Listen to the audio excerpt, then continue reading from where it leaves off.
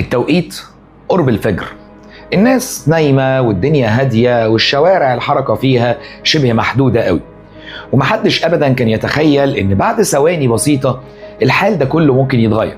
وقيس فجأة نلاقي إن الشارع كله ابتدى يتحرك، وتلاقوا إن الأرض تحت رجليكوا تتهز، والناس اللي عندها نجف فتبتدي تبص على النجف تلاقيه ابتدى يتحرك، واللي كان قاعد وسهران على مذاكرة ولا على شغل يبص على كوباية القهوة ولا كوباية الشاي اللي معاه فيلاقيها ابتدت تتحرك.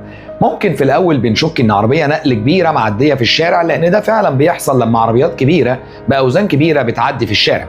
ممكن نلاقي الإزاز بيتهز، ممكن نلاقي حركة خفيفة بتحصل في الأرض، ولكن الموضوع طول والموضوع بقى مخيف والموضوع بقى مرعب لدرجة ان الهزة بقت مطولة، وانت في اللحظة دي بتحس ان انت عندك شلل، لان مفيش في ايدك اي حاجة تعملها توقف بيها الهزة اللي بتحصل ديت. في لحظات بسيطة قوي مدن بيحصل فيها زلازل زي ديت ممكن تتحول من مدن هادية الى لا قدر الله كارثة طبيعية.